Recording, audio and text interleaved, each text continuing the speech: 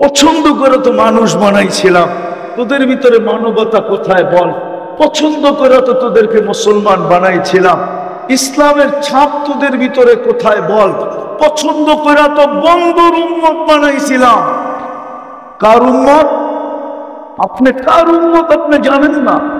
আপনি ছিলেন না মুহাম্মদ রাসূলুল্লাহ।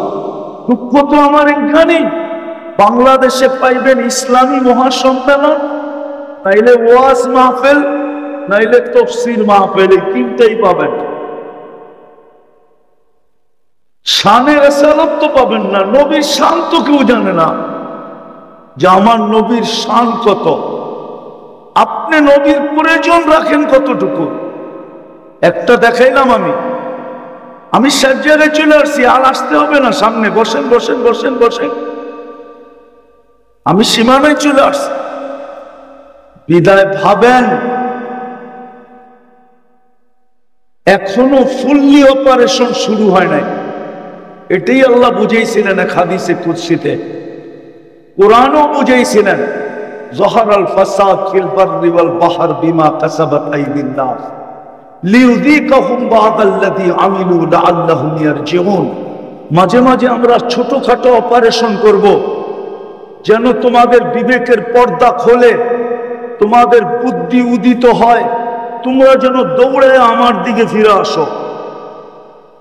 কিন্তু আমাদের বিবেকের পর্দাও খুলতেছে না, আমাদের বুদ্ধি উদিত হইতেছে না, আমাদের বুদ্ধি উদিত হইতেছে না, বিবেকের পর্দাও খুলতেছে না। হাদিসে কুদসি তো আল্লাহ বলছিলেন, ইল্লাম ইয়াতুবু ফাআনা তাবিবুহুম, তোমরা যদি আমার দিকে না ফিরলে তো আমি ডাক্তার হয়ে যাব, ডাক্তার, সার্জিক্যাল ডাক্তার, আমি অপারেশন চালাবো তোমাদের উপর। আজকে অপারেশন চলতেছে, নাইলে আমি আগেই বলছি, সমস্ত নবীদের সাথে যত অঙ্গীকার না ছিল, আমাদের সাথে আর যে কোটি গুণ বেশি অঙ্গীকার ছিল।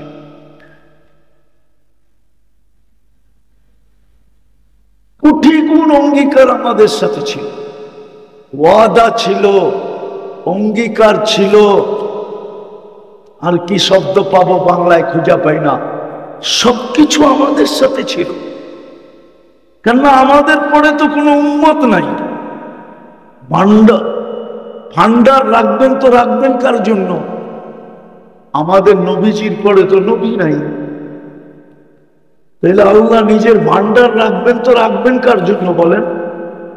কি সর্বশেষ যে খায় সে তো পাতিল নিয়েই বসে, ঠিক না? সবার শেষে কে খায়? মা, ঠিক না? তো মা কি নিয়ে বসে? তো জামাই যদি শাশুড়ি জিজ্ঞাসা করে, আম্মা আপনি তো দেখি পাতিল মেয়ে বসেন, তো শাশুড়ি হাসতে হাসতে বলে, বাবা তোমার ঘরে খাওয়ায়া এখন আর যা বাচ্চে আমি একটু কাঁচায় কুচায় খাইয়েন। আল্লাহ তো পুরো সবকিছু আমাদেরকে উঠায় দিলেন, কিন্তু তাকাইলে তো দেখা যায় আমাদের সবচেয়ে বেশি দুরবস্থা। এই দুরবস্থা তো 313 জন যখন ছিল তখনও ছিল না, যখন গায়ে কাপড় ছিল না তখনও ছিল না, যখন পেটে ভাত ছিল না তখনও ছিল না, যখন পায়ে জুতা ছিল না তখনও ছিল না, যখন মাথা গুচার ঠাই ছিল না তখনও ছিল। উম্মতে মুহাম্মদী হিসাবে আপনাকে পছন্দ করলেন, ওই নবীর উম্মত হিসাবে পছন্দ করলেন, যার উম্মত হওয়ার কারণে আদম আলাইহিস সালাম বলতেছে আমার চেয়ে কোটি গুণ বেশি ভালোবাসা আল্লাহর এদের সাথে। প্রমাণ পর্যন্ত দিলেন, আরো কয়েকটা দিতে পারি, ওনারই কথা। নবী পর্যন্ত অপেক্ষা করতেছেন আমাদের হাতের ছোঁয়ার জন্য।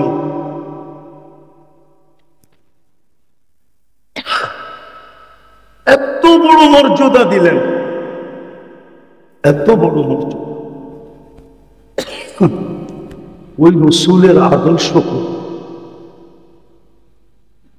কোথায়? ওই রসুলের আদর্শ, আমার আদর্শ যদি থাকতো তাহলে যুবক 14 তারিখ উদযাপন করবে কেন?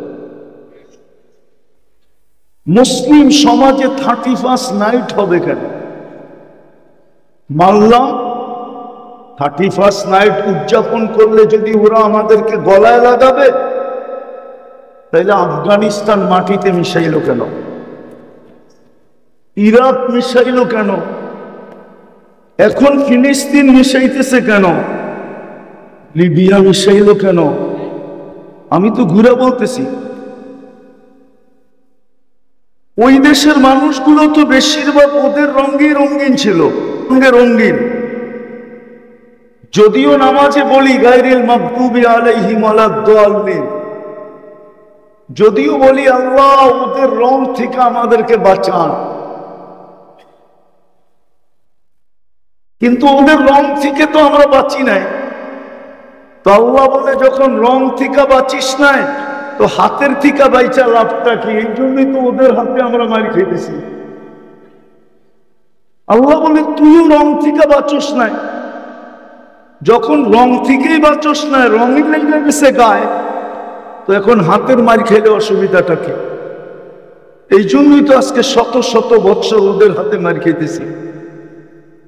আর খাবেন না কেন আপনি? কেন খাবেন না? একটা উদাহরণ দিব। আমি যখন 14 বছর আগে তুর পাহাড় দেখতে গেছি 2010-এর দিকে, ওই সময় আমার মনে হচ্ছিল যে মুসা আলাইহিস সালাম তো এইখানেই ক্রেডিট কার্ড অর্জন করছিলেন, কালিমুল্লাহ। উনি আল্লাহর সাথে কথা বলে বিদায়, উনি কালিমুল্লাহ, ঠিক না? কিন্তু তখনই আমার মনে হচ্ছিল উনি কালিমুল্লাহ হইলে হইব কি? আল্লাহ তো আমার সাথে কথা বলতে চায়, কোথায় আমাকে এর চেয়ে বড় সম্মানিত করে দিলেন কালামুল্লাহ। মনে হয় দূরত্বের পার্থক্য বুঝতে পারেন না। ওইখানে কে কথা বলে? মুসা আলাইহিস সালাম কথা বলে বিদায়, ঠিক? আর এখানে স্বয়ং আল্লাহ আমাদের সাথে কথা বলে বিদায়, কি? এখানে কোন যুবক বলুক, আমি পড়ার কথা বলতেছি না, পড়া বাদ দিলাম, কোন যুবক বলুক ডেলি আমি কোরআনটাকে নিয়ে একবার চুমা দিই, এই কথা মনে করা যে আল্লাহ তো আমার সাথে কথা বলতে চাইলো, বিদায় দিল, কালাম আল্লাহ। আমি পড়ি আর না পড়ি, চুমা তো দিতে পারি। বলুক এক যুবক চুমা দেয় কিনা? বলুক এক সাধারণ মানুষ যারা আমরা এখানে বসে আছি মুসল্লি, আমরা ডেলি কোরআন পড়ি কিনা? আচ্ছা পড়তে না পারি, চুমা দিই কিনা? 2 বেলা কোরআনটাকে নিয়ে একটা চুমা দিই। আর আল্লাহকে বলি কিনা আল্লাহ ভালোবাসে? আল্লাহ তো আমাদেরকে এতটুকু সম্মান দিলেন যে আমি কথা বলার জন্য কালাম দিলাম, কিন্তু বন্ধুর উম্মত পড়তে জানলো না, তাইলে তো সে কোরআন খতমের সওয়াবও পাবে না। তো ভালোবাসা বঞ্চিত করতে চাইলেন না, যে পড়তে না পারো, কোরআনের খতমের থেকে যেন সে বঞ্চিত না হয়। এই জন্য সবচেয়ে সহজ, সবচেয়ে ছোট, সবচেয়ে সহজ, সবচেয়ে ছোট একটা সূরা দিলেন ইখলাস। একবার পড়লে 10 পারা, 2 বার পড়লে, 3 বার পড়লে, বলুক এখানে কেউ যে আমি ডেলি এই নিয়তে 3 বার পড়ি যে আজকে আমার আমল নামায় 1 খতম কোরআনের সওয়াব লেখা হবে? কেউ পড়ে কিনা? একজন যুক্তি দিয়ে বোঝেন। আপনাকে উম্মতে মুহাম্মদী বানানোর কারণে এত বড় মর্যাদার অধিকারী হইলেন, নবীদের চেয়েও কোটি গুণ ভালোবাসা আপনার সাথে আল্লাহর হইল। আচ্ছা আজকের রাতটা কোন রাত্র? জুমা শুরু হয়ে গেছে, ঠিক না? গত জুমাও তো গেছে, ঠিক না? বলেন তো এখানে কেউ আছেনি 1000 বার দুরূদ পড়ছে গত জুমায়, বা জুমার দিন 1000 বার দুরূদ পড়ে? অথচ আমাদের নবীজির তো আবেদন ছিল, আমাদের কাছে আবেদন ছিল, অনুরোধ ছিল, দরখাস্ত ছিল, এমনকি নিজের হাত পর্যন্ত পাতা ছিল, শুক্রবারে আমার উপরে বেশি বেশি দুরূদ পড়ো। এই মাদ্রাসার ছেলেরাও তো পড়ে। 24 ঘন্টায় যদি 1000 দুরূদ হয়, তাইলে পার ঘন্টায় কয়বার হয় বলেন? কিন্তু পড়ি তো না। কোরআন দিল ছুঁয়া দেখি না, চুমা দিয়া দেখি না, এত বড় সম্মানিত করলো, আদর্শবাদী দিলাম, একটা দিন 1000 দুরূদ পড়ি না, 200 মনে হয় পড়ে না, কেউ 100 মনে হয় পড়ে না। আপনার বিবেককে আপনি প্রশ্ন করেন না, আমাকে প্রশ্ন করতে হবে না, আপনার বিবেককে আপনি প্রশ্ন করেন যে আপনি কি সুখে থাকার যোগ্য না যোগ্য না, আপনি মাইর খাওয়ার যোগ্য না যোগ্য না। যদি দুনিয়াতেই এই অবস্থা হয়, কালকে কি অবস্থা হবে? কবরে 3 প্রশ্ন আমি মানি, কবরে 3 প্রশ্ন আমি, কিন্তু কবরে মৌলিক প্রশ্ন একটা। কয়টা? কয়টা? ইমাম বুখারী রহমতুল্লাহ আলাইহি একটা লেখছেন, ইমাম মুসলিম রহমতুল্লাহ আলাইহি একটা লেখছেন, এই 2 জনে 3টা লেখেন না, একটা। কেননা মৌলিক প্রশ্ন একটা হবে, একটায় পাস, পরের গুলা পাস বইলা লেখা হবে, একটায় ফেল, পরের গুলো ফেল বইলা লেখা হবে। প্রথম কবরের প্রশ্নই তো হইল মা কুনতা তাকুল, তুই দুনিয়ায় থাকতে কার আদর্শে আদর্শবান ছিলি বল। আবার নামও বইলা দিবে মা কুনতা তাকুলু ফি হাদার রাজুলি মুহাম্মাদিন, তুই দুনিয়ায় কার আদর্শে আদর্শবান ছিলি? মুহাম্মদুর রাসূলুল্লাহর আদর্শে আদর্শবান ছিলি না অন্য কারে রঙ্গে রঙ্গিন ছিলি?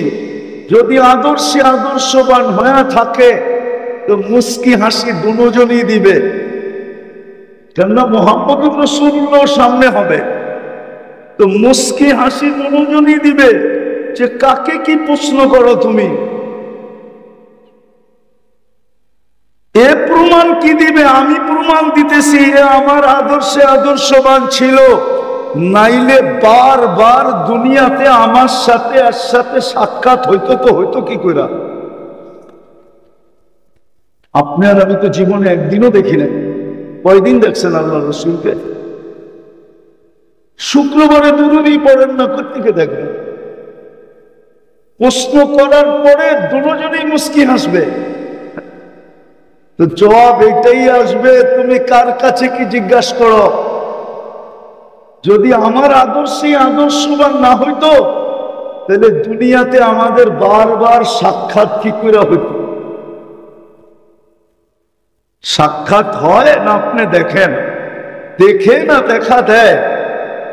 মনে হয় আমি বুঝাইতে পারি না আপনাদের। আজকে আমাদের দুরবস্থা এই জন্য, মানুষ মানবতা নাই, মুসলমান কিন্তু কোনো ছাপ নাই, উম্মত নবীর কোনো আদর্শ। এই জন্যই আমার যুগ বিয়োগে মিলে না। আফগানিস্তান মাটিতে মিশতে হয়তো একটু একটু যুগ বিয়োগে মিলছে, কিন্তু ইরাক মিটা গেল, এটা যুগ বিয়োগে মিলে নাই। কেননা ইরাকে তো একটা একটা করে দেখাই, ইরাকে তো কয়েকজন নবী ঘুমায় আছেন, এবং দানিয়াল আলাইহিস সালাম ইরাকে ঘুমানো, আলী শেরে খোদা ওইখানে ঘুমানো। হোসাইন কলিজার টুকরা ওইখানে ঘুমানো, পীরানে পীর আব্দুল কাদের জিলানী এখানে ঘুমানো, আমাদের ইমামে আজম আবু হানিফা ঘুমানো, কয়েক শত সাহাবা ওইখানে ঘুমানো। এতগুলা বোম ফাটলো তো ফাটলো কি করে? মাটির সাথে মিশলো তো মিশলো কি করে? লিবিয়া মাটির সাথে মিশা গেল, এটাও তো যোগ বিয়োগ মেলে না। কেননা টিউনিসিয়া লিবিয়া মিলা 12,000 সাহাবায়ে কেরামের কবর ওইখানে। কত? তমিমে দাড়ি ওইখানে, আবু লুবাবা ওইখানে, উকবা বিন নাফে ওইখানে। চিনেন এদেরকে?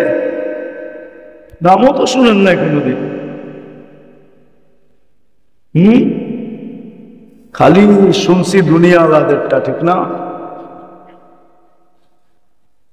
চলেন সব বাদ দিলাম, দুটা বাদ দিলাম। ফিলিস্তিন মিটতেছে কি করে? খলিল তো ওইখানে ঘুমানো, ওয়াদিয়ে খলিল।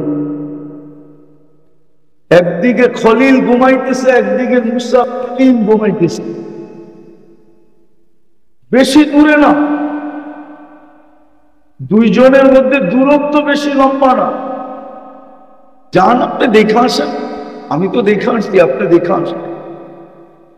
মধ্যখানে 70 জন নবী ঘুমাইতেছে, চিহ্নিত। মুসলমানের প্রথম কিবলা যেখানে, মেরাজের রাত্রে সশরীরে 1.25 লক্ষ নবীরা যেখানে উপস্থিত। মেরাজের রাত্রে বাইতুল মুকাদ্দাসে 1.25 লক্ষ নবীদের সম্মেলন ছিল সশরীরে। নাইলে আমাদের নবীজি ইমামতি করলেন কি করে? নামাজ তো পড়াইলেন, বক্তৃতা তো দিলেন, সবার কাছ থেকে বিদায় নিয়ে তো আরশে গেলেন। ওইটা মাটির সাথে মিশে তো মিশে কি করে? কিন্তু আল্লাহকেও যদি জিজ্ঞাসা করি তো আল্লাহ তো এটাই বলে। আজকে কেন দুরবস্থা? একজন ধরলে 18 কোটির গলা টিপা ধরতে চায়। ইসকন কয়জন ধরছে? একজন, ঠিক না? আপনি তো 18 কোটি অবরুদ্ধ না? অবরুদ্ধ না? 18 কোটির গলা চিপা ধরতে চাইতেছে, বুঝাইতে চাইতেছে একটাই মানুষ। 18 কোটি এটি মানুষ না, এটি সব আগাছা। আর একটা প্রমাণ দিব, দেখি আপনাদের বুঝে আসে কিনা। বাংলাদেশের সুপ্রিম কোর্টের ল হইল, কোন কুকুরকে আপনি আগের মতো ইনজেকশন দিয়ে মারতে পারবেন না। আগে সিটি কর্পোরেশন ছোটবেলা দেখতাম, রাত্রে আসতো, কুকুরকে ইনজেকশন দিয়ে উঠায় উঠায় নিয়ে যেত।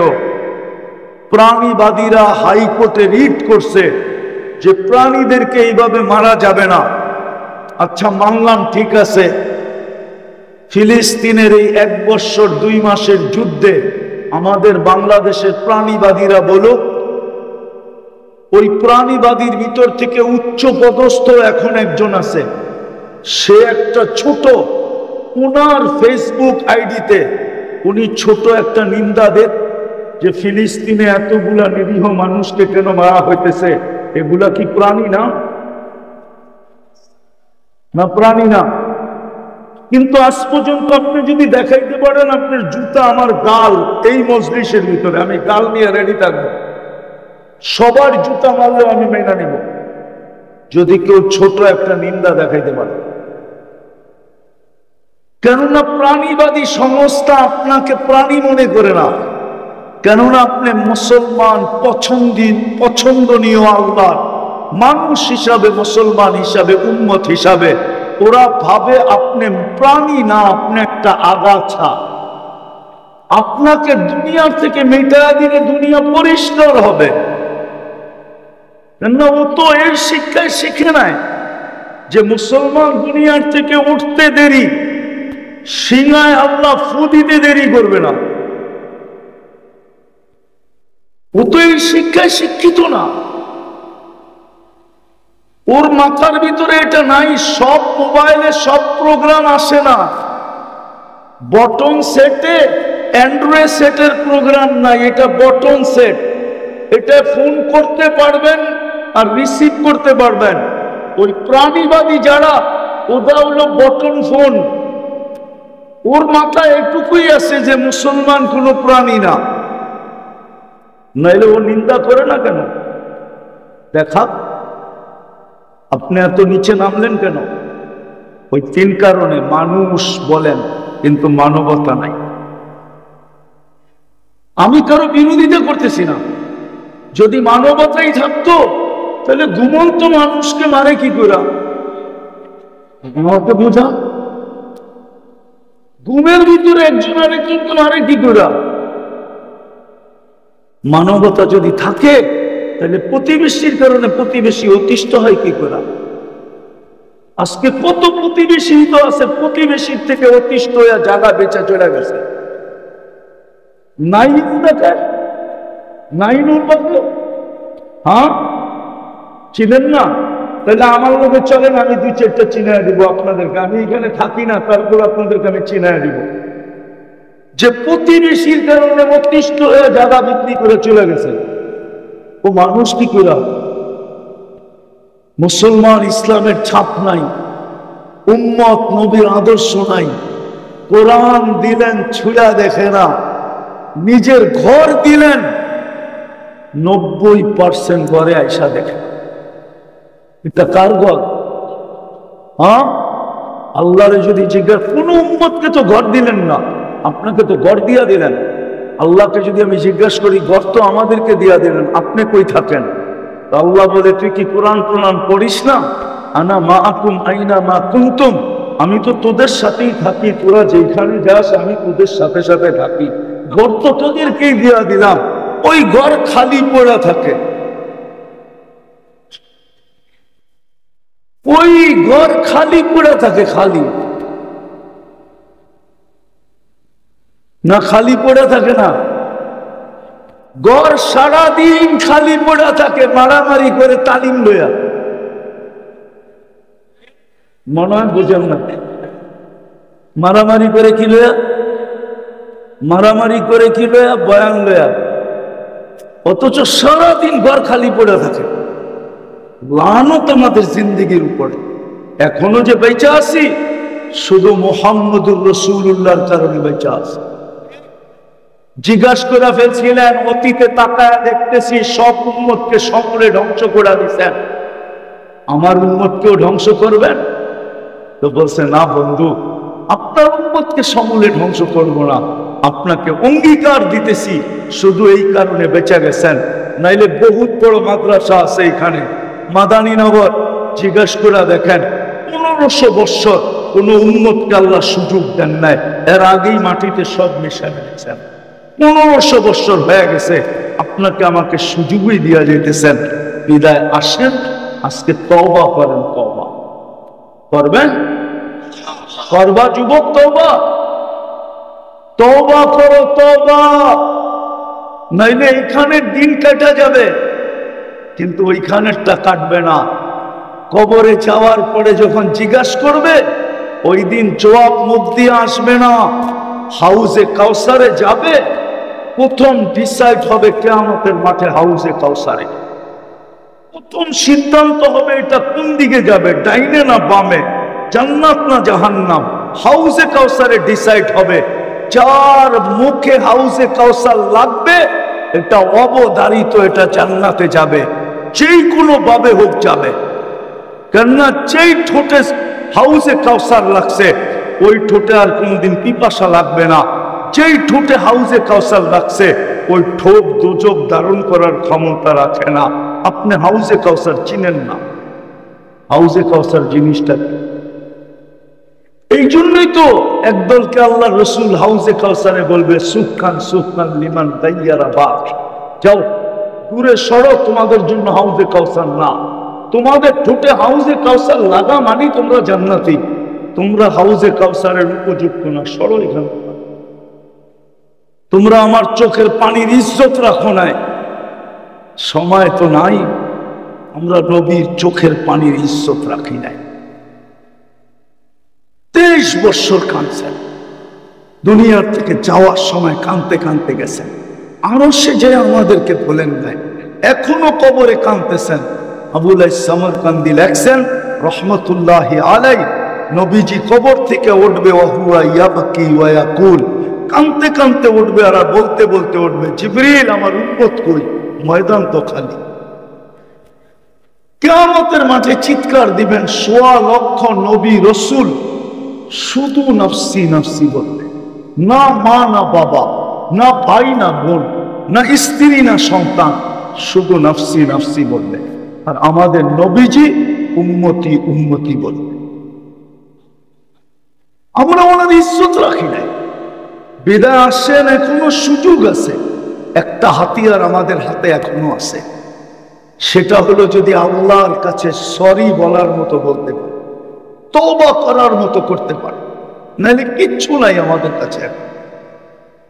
এই দাড়ি, এই টুপি, এই জুব্বা আর এই সুব্বা, এই পাগড়ি আর এই সাগরি, দুনিয়ার বহুত কম আছে আল্লাহ মানে না পাগড়ি পরে, দুনিয়ার বহুত কম আছে আল্লাহ মানে না দাড়ি রাখে, দুনিয়ার বহুত কম আছে আল্লাহ মানে না কিন্তু জুব্বা পরে। আমার সাথে চলেন, আমি দেখাই দিব আপনাদের।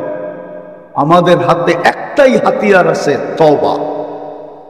কি কি করবেন তওবা?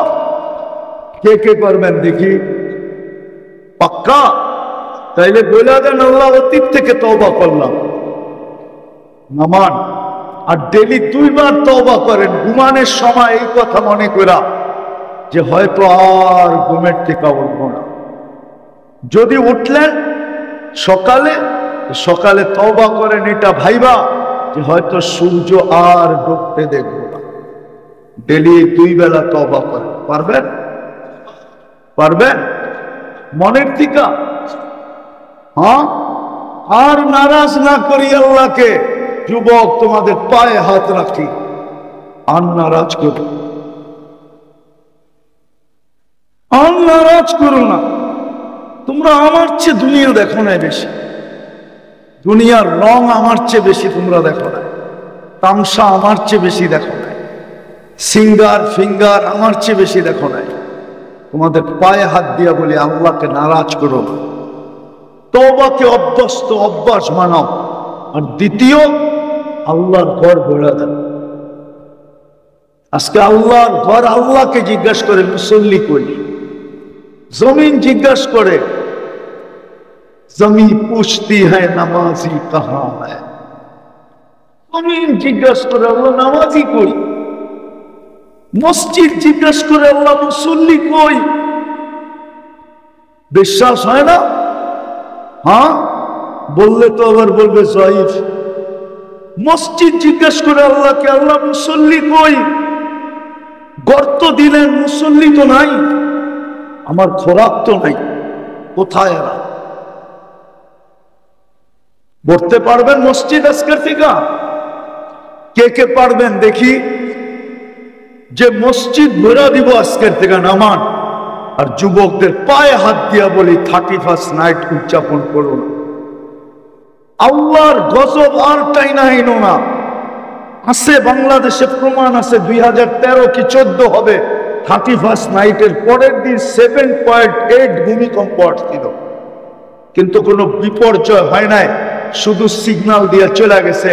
গত ডিসেম্বরে তুর্কিতে আসছে, 1.5 লক্ষ লোক মারা গেছে, এক শহর মাটির সাথে মিশা গেছে। তোমাদের পায়ে হাত দিয়া বলি, 31st নাইট উদযাপন করো না, আল্লাহকে আর নারাজ করো না। আল্লাহ শুনায়া দিছে উম্মতে মুহাম্মদীকে কিভাবে সাইজ করবে, কোন ওয়াশিং মেশিন দিয়া পুত পবিত্র করবে। এটা হাদিসে আছে যে তোমরা যদি বেশি বাড়াবাড়ি করো তাহলে তোমাদেরকে 2টা ওয়াশিং মেশিন দিয়া পরিষ্কার করবো। কেননা বন্ধুকে লজ্জিত করবো না, তোমাদেরকে ওয়াশ করে ছেড়ে দেব। 2টা মেশিনের কথা হাদিসে আছে, আল কতলু ওয়াল সালাজিল। বিদায় যুবকদেরকে বলতেছি, 31st নাইট করবা না করবা না? কে কে অঙ্গীকার করতে পারো যুবক, বুকে হাত দিয়া যে 31st নাইট করব না? পাক্কা? যদি প্রস্তুতি নিয়েও থাকো তো প্রস্তুতি ছেড়ে দাও। পাক্কা? আল্লাহ আমাদেরকে আমল করার তৌফিক দান করেন। ওমা আলাইনা ইল্লাল